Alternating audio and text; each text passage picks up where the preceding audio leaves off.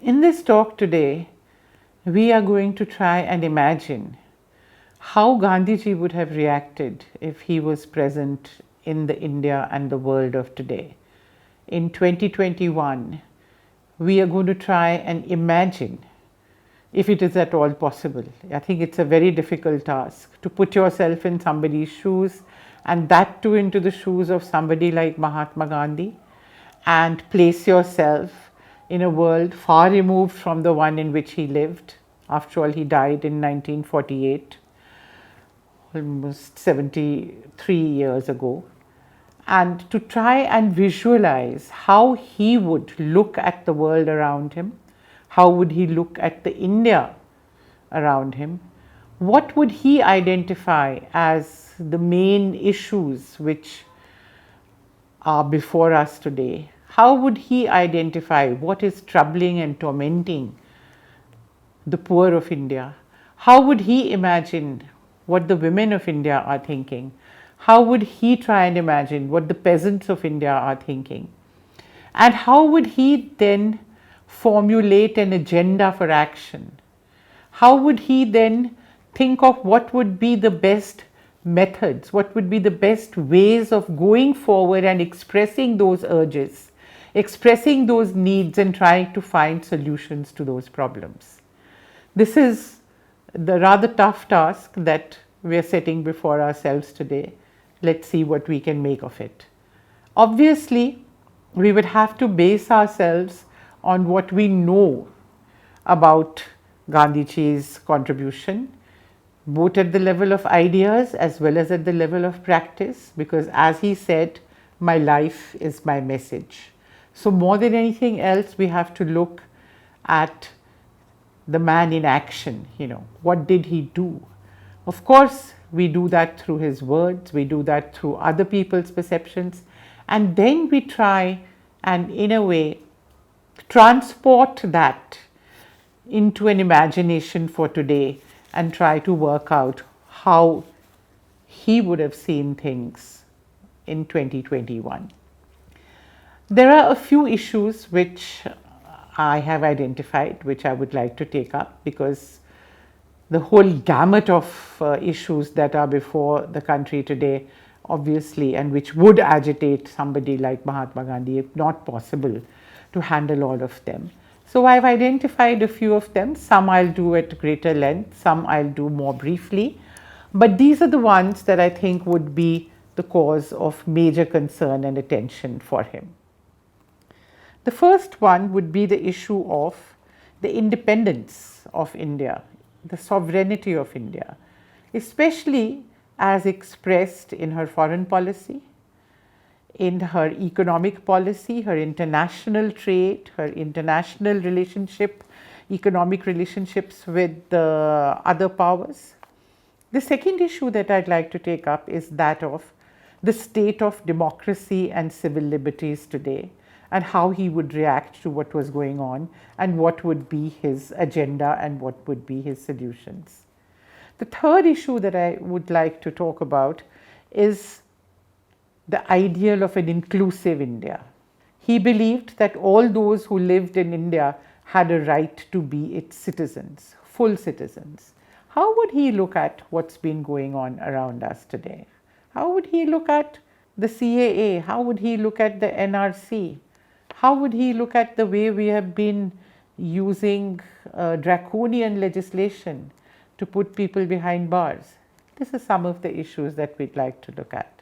I would also like to see how he would translate his pro-poor agenda into today's India. As you all know, more than anything else, what was at the bottom of his heart, something that was of utmost concern to him all the time, was the state of India's poor. The dumb millions, as he sometimes called them. They were at the heart of his concerns and of his politics and of his method of struggle. How would he see their lives today? How would he react to the marginalization of the poor that we are seeing around us? How would he have reacted to the migrant workers going home with the lockdown, the rise in prices, crony capitalism? What solutions would he have for us? The issue of caste based discrimination. As you know, Gandhiji spent a lot of his time, a lot of his life addressing the issue of untouchability. I think he's the only person in Indian history to have carried on what became famous as the Harijan tour, where for 9 months continuously he toured the country, village by village, mohalla by mohalla, town by town, city by city, by every possible mode of transport, including boat and including walking, to raise the issue of untouchability and campaign against it. How would he see the situation today?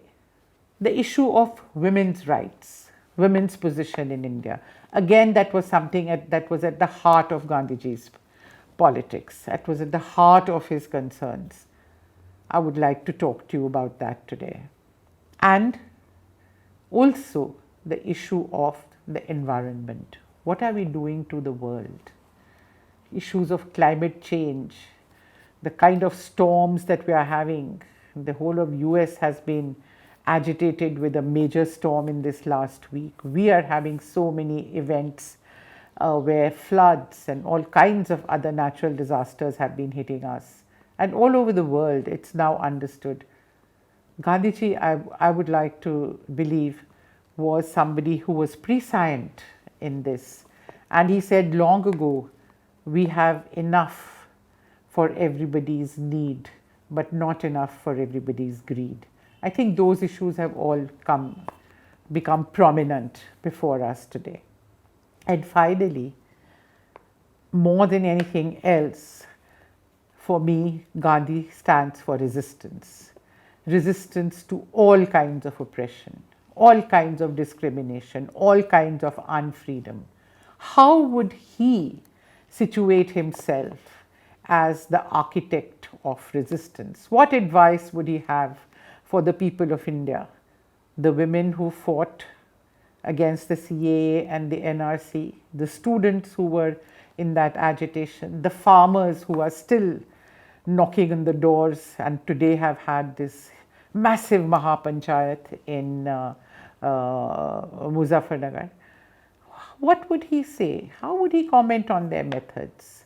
Would he be happy that somewhere what he had taught has been learnt by people? Or would he have some more advice to give? These are some of the issues, though briefly, that I would like to talk to you today. Let me first take up the issue of independence and sovereignty. Very briefly, I think all of us are aware. Let me take the example of what's happened in the last 1 month or even less. Suddenly, Afghanistan has burst onto our TV screens, burst onto our newspapers, burst onto every possible mode of communication. But what are we seeing? I find that India has no voice. We were silent. We were among the first to pick up our bags and vacate our embassy in Afghanistan. We didn't even stay long enough to help Indian nationals evacuate. And where are we in terms of influencing anything that's going on in the world? I think Gandhiji would be extremely perturbed about this. He would be extremely concerned about this, because even before we became free, India had a voice in international affairs. We had our opinions about everything, whether it was fascism in Europe, or whether it was racism in the US, or whether it was apartheid in South Africa. After all, Gandhiji himself spent 20 years or more of his life struggling against racial discrimination in Africa. So he understood international issues very well. I think he would be extremely perturbed, and I think the agenda that he would set before us was the agenda which we actually successfully practiced after independence under the guidance of Jawaharlal Nehru, which was that even though we were a poor country, underdeveloped country, but we had an independent foreign policy. So we had an independent voice in foreign affairs. Today on Afghanistan, we are not even called to the high table. There was a time when, despite our poverty, despite our backwardness, India was in the thick of things, whether it was Vietnam, whether it was the Korean War, whether it was UN forces being sent to different places in the Congo. India always had a voice. It had an opinion. I still remember very well when this whole trouble started in Afghanistan, when there was an attempt to overthrow the progressive government, and then finally at one point the Soviet Union came in to support that progressive government, and there was a lot of turmoil. I still remember Indira Gandhi taking a position, even though we were friends with the Soviet Union. She took an independent position and said, I don't think it's a good idea what the Soviets have done to openly come in to support. All I'm saying is that we had an independent voice, and that was a result of the struggle that had been led primarily at the helm was Gandhiji. And I think today he would be extremely concerned, and the agenda that he would set for us was that we regain our independent voice, we regain our sovereignty, we do not become junior partners of anybody, whether it is the US or whether it is the UK or whether it is China or whether it is Russia. We must have our own independent voice in international affairs. It is not just a function of your stage of development or how wealthy you are. Similarly, I think in the aspect of international economic relations, I think somewhere the way we find our agenda, our economic agenda being dictated to by the interests of multinationals, by the interests of countries other than our own, I think it's something again that he would definitely put on the agenda and have a plan of action as to how, without talking about Atmanirbhar as we do, but doing the opposite. I think what he would do would be to actually become more and more Atmanirbhar rather than talk about and have loud slogans saying Atmanirbhar. On democracy and civil liberties, I think this would be, I would like to assert, would be a major concern to Gandhiji. And to convince you of that, let me begin by just giving you a quote from him to show that how deep was his conviction in civil liberties and democracy. I'll first begin with civil liberties, especially because I think we've lost a lot of civil liberty in the last few years. I quote, "Liberty of speech means that it is unassailed even when the speech hurts. Liberty of the press can be said to be truly respected only when the press can comment on the severest terms upon and even misrepresent matters. Freedom of association is truly respected when assemblies of people can discuss even revolutionary projects." Certainly, he would not have approved of the way UAPA has been used in the Bhima Koregaon case, how people who have not even engaged in revolutionary projects have been put behind bars. The only line that he drew was that of non-violence. I quote, "Civil liberty consistent with the observance of non-violence is the first step towards Swaraj. It is the breath of political and social life. It is the foundation of freedom. There is no room here for dilution or compromise. It is the water of life." And how did he put these ideas into practice? How did he treat those with whom he had ideological and political differences? It's not just a question of statements of faith in civil liberties, but actually living out these conceptions which I have just talked about. That is actually defending people with whom you do not agree, defending your opponents, defending people with whom you may have sharp differences, not just allowing them to be, not just allowing them to exist or speak, but actually coming out and defending their right to speech. And I could give you many examples of that, but I would like to just maybe give one short example, which is when during the Quit India movement was about to be launched, and there was this meeting in the Gowalia tank in Bombay just before the movement was actually broke out. On the 8th of August, the resolution that was being discussed was the Quit India resolution, which was that a movement, Gandhiji would be given the authority to start a movement. And there, the communists who were members of the All India Congress Committee, as you know, they were there in the Congress, some members got up and they objected to it, and they said they did not agree with this because they had a different understanding of the international situation, and they felt that India going in for a movement against the British government would harm the international cause against fascism. Now, these were different, these were not differences of ideology so much as they were differences of tactics, of strategy, of methods. What is the right thing to do right now? But the atmosphere in Bombay in that meeting, there were thousands there, the atmosphere was surcharged in favor of the Quit India movement. And here were these few individuals who got up and made speeches and said that they disagreed. You could just sense the hostility towards them.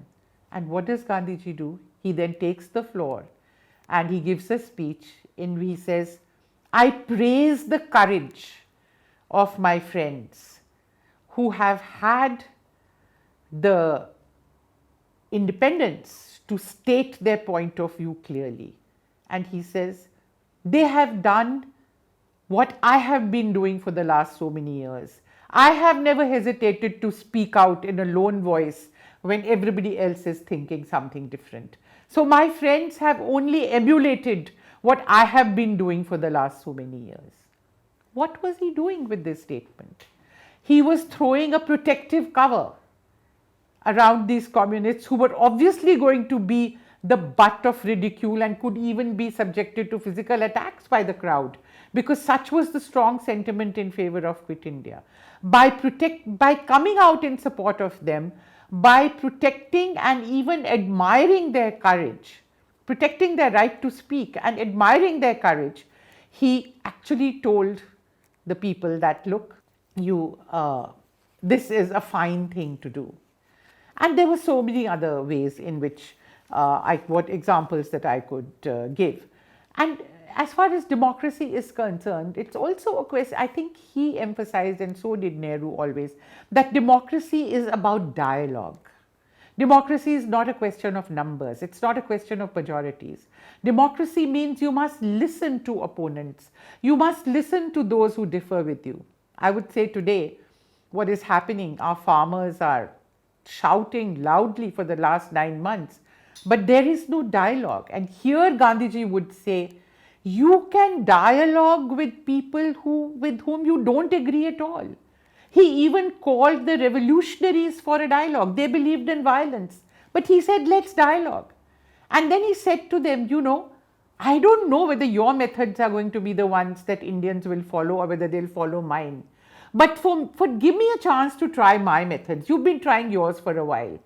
And while I'm trying my methods, if there is violence, if your methods come in between, my method will not get an opportunity to be tried.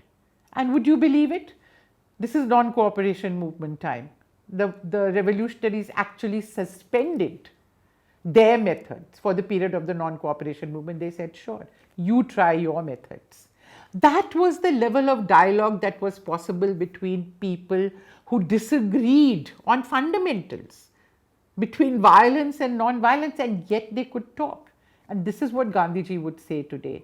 He would say it to the rulers, he would say it to the ruled, he would say it to the rebels, don't reject dialogue. You must dialogue. No society can function without dialogue. Inclusive India. That's the other issue that I want to come to today, because I think one of the biggest problems that Gandhiji would see in the country today is the polarization that has been literally injected into our social and political life, where on the grounds of religion people have been pushed into rallying against each other. I think this is something that would hurt him, and this is something that he would devote a very, very large part of his time to. So, in terms of an agenda, he would certainly set an agenda in trying to handle that problem. And let me give you some examples to convince you that what I'm saying has some relevance, has some validity. I'm again going to quote to you from his very famous speech at just before the Quit India movement, the 8th August speech 1942, where he says, now he's giving a call for action, and at the same time he's telling the people that you have to be very careful. No division on the basis of religion. This is what he says. He says, those Hindus who, like Dr. Munje and Sri Savarkar, believe in the doctrine of the sword may seek to keep the Musalmans under Hindu domination. I do not represent that section. I represent the Congress. The Congress does not believe in the domination of any group or any community. It believes in democracy, which includes in its orbit Muslims, Hindus, Christians, Parsis, Jews, every one of the communities inhabiting this vast country. Millions of Musalmans in this country come from Hindu stock.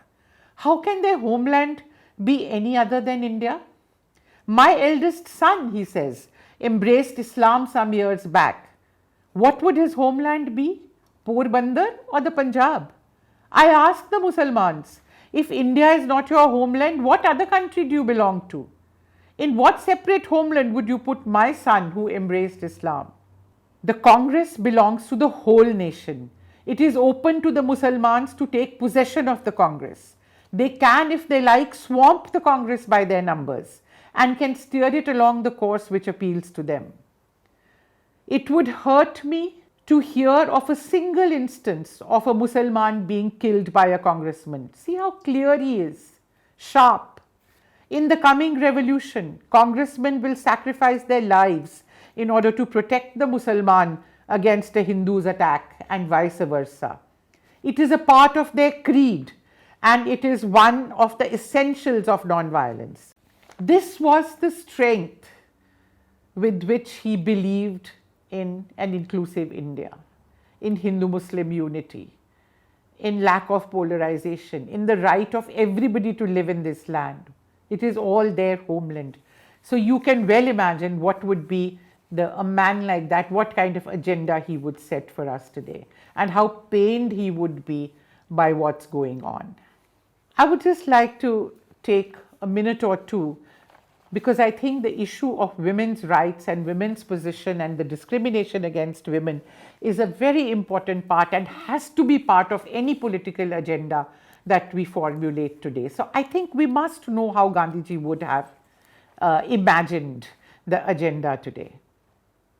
Gandhiji, in his lifetime, in his work, was uncompromising in the matter of women's rights. I quote, "In my opinion, she should labor under no legal disability not suffered by man. I should treat daughters and sons on a footing of perfect equality." Rajkumari Amrit Kaur tells us that those who tried to argue with him on the basis of what Manu is supposed to have said, that for women there can be no freedom because of what is contained in some texts in the Smritis, they were treated with contempt. Such sayings or texts were not sacrosanct to him at all. He rejected them. He paid equal attention and gave equal place to girls and women. In his ashram, there was an air of freedom and self-confidence in the girls and women that lived under his care, whether it was Sevagram or whether it was Sabarmati. Nothing delighted him more than the success of women in any sphere of life, we are told by the women inmates of the ashram. If ever he wished to elicit the opinion of his co-workers on any matters connected with the ashram or any new undertaking, he paid equal attention and let equal weight to the views of women workers. I quote again, "To call women the weaker sex is a libel. It is man's injustice to women. If by strength is meant brute strength, then indeed woman is less brute than man. If by strength is meant moral power, then woman is immeasurably man's superior." That is how he saw. So we can well imagine that he would set a very radical agenda for the women's cause today. I don't have time to go into more details on this. On the issue of environment, I think I already spoke and there's not time to elaborate, but I am convinced that he would make that a very central part, a crucial part of the political agenda before the people today, because he was deeply concerned about the way industrial capitalism had built on the whole principle of consumption and overconsumption. And he was convinced that the world just cannot survive if it went on like this. He would have been, I think, a prime green politician if he was alive today, and he would make that a very crucial part of the agenda of action. Similarly, on the issue of caste discrimination, I think we should have no doubt that he would have taken a clear-cut stand that it is high time that caste discrimination, whatever there is, of whatever kind there is, must end. What panacea he would have suggested. There are various kinds of views about Gandhiji on the issue of caste. Some people feel Ambedkar was more radical. Some people feel Gandhiji didn't have the right answer. The issue is not whether who had the right answers. The issue is whether you agree that it must be on the agenda. And then, of course, there can be differences. There can be debates over what is the best way. Is the reservation the best way? Can only reservation take us forward? What kind of support do we need? Do we need other kinds of solutions? Is resistance important? Are movements important? After all, he led movements against untouchability and against ending of caste discrimination. Is intermarriage the solution? He encouraged intermarriage in his ashram. So, whatever it is, my point is that he would certainly put it on the agenda, because he had put it on the agenda of the freedom struggle at that time. And then finally, what I would like to end with is that Gandhiji's solution, after putting things on the agenda, his solution or his advice or his prescription of how to take that agenda forward, more than anything else, what he would rely on was resistance. His understanding was that when you see discrimination, when you see oppression, it is your obligation to resist. If you do not resist, you are complicit with the oppressor. There is no midway. Silence or distance is not an answer. So I would like to emphasize that Satyagraha, what he called Satyagraha, for Gandhiji, it was not an abstract philosophical concept, but it was a weapon that was forged in the flame of struggle and sharpened on the whetstone of hard political practice. The heart and soul of Satyagraha is resistance, resistance to any form of wrongdoing or unfreedom, whether it is racism, communalism, caste oppression, patriarchy, denial of democracy, iniquity or economic deprivation. And it encompasses a vast array of forms of struggle bounded only by the limits set by non-violence. And here, therefore, what I would say is that putting all this together, I think where Gandhiji's heart would lie and the direction in which he would point our attention would be, he would say, look at the movements that are going on around you. Look how the women and the youth took up cudgels, and if it hadn't been for the lockdown, we don't know what would have happened in the anti-CA and anti-NRC movement. If ever there was a truly Gandhian movement, in my opinion, the one direction in which Gandhiji would point our attention, he would say, look at what's actually going on. Look at the movements of resistance that are going on today in India. Learn from them, build on them, consolidate them. And he would point our attention first and foremost to the movement that emerged against the NRC and the CAA. The women and the youth of India were in the forefront of that movement. To a large extent, it was a spontaneous movement. People were their own leaders, just as Gandhiji had told the people of India in 1942. Every man will be his own leader. Do or die was the slogan which he gave, but there were very few directions on what you were supposed to do. But do something or die in the attempt. He would point definitely to the movement of the farmers, of the peasants, which has been now going on for almost a year. 9 months they've sat at the doors of Delhi, but even before that, from July onwards, when the legislation was passed, this movement has been going on. Again, a movement with a decentralized local leadership, but a very powerful movement nonetheless, just as various sections of the national movement and peasant movements during that time of the freedom struggle were. Look at what happened in Bardoli.